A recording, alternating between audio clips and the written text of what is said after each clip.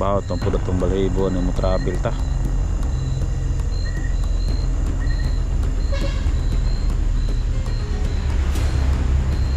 Limbaw itong mga balahibo ko guys, buti nga hindi tayo tinatamaan.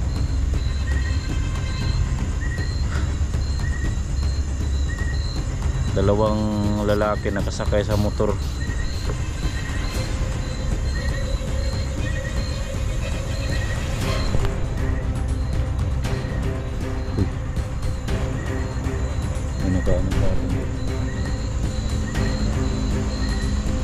May nakamotor.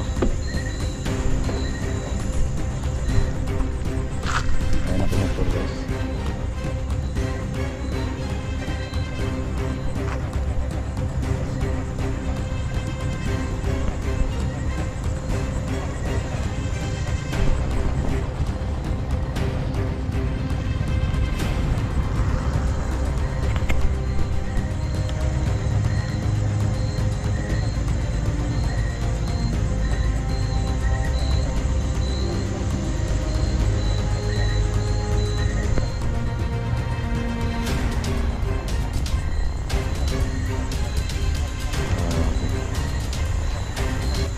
So yun guys, mga viewers, na ano tayo,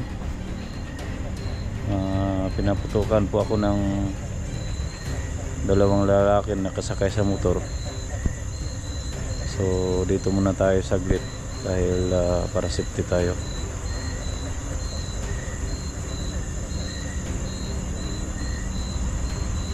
Kaya nga minsan lang tayo nagano guys, kasi guys itong camera natin lagi ito nag-play habang ano guys, habang nag-travel po tayo. Itong camera natin lagi itong nag-play ba habang nagbiyahe po tayo. So puro privacy na din guys, no? Ayan, may motor din guys.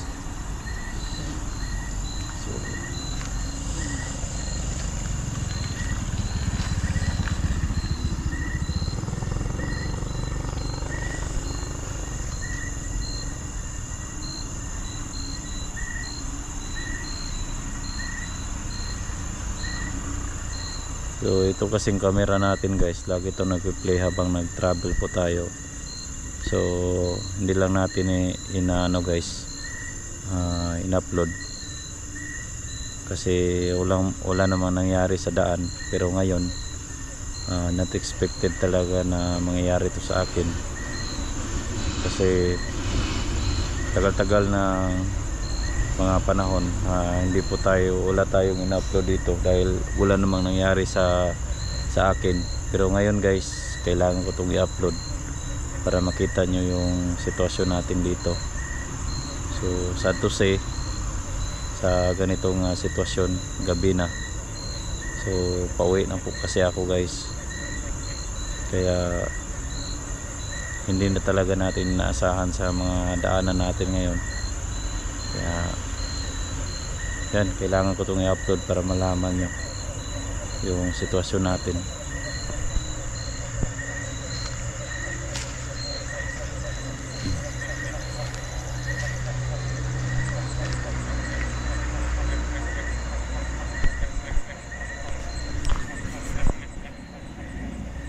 Yan guys, so dito tayo ngayon. Safety naman dito guys, no? Diyan kasi dumadaan yung mga sasakyan, national highway. So hindi na talaga natin naasahan yung mga pangyayari.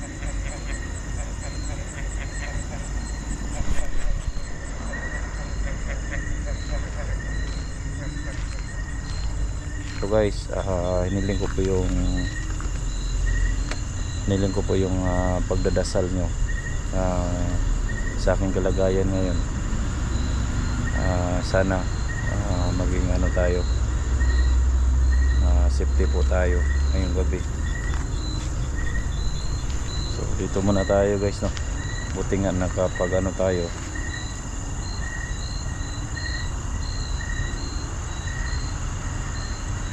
buti nga mabilis yung takbo natin kanina. pero kailangan talagang konting ingat kasi ganban dito guys sa lugar namin. So bawal talaga magdala ng mga armas. So dito na lang guys, ano lang ako sa inyo, nag-update lang ako sa inyo, share lang ng video guys.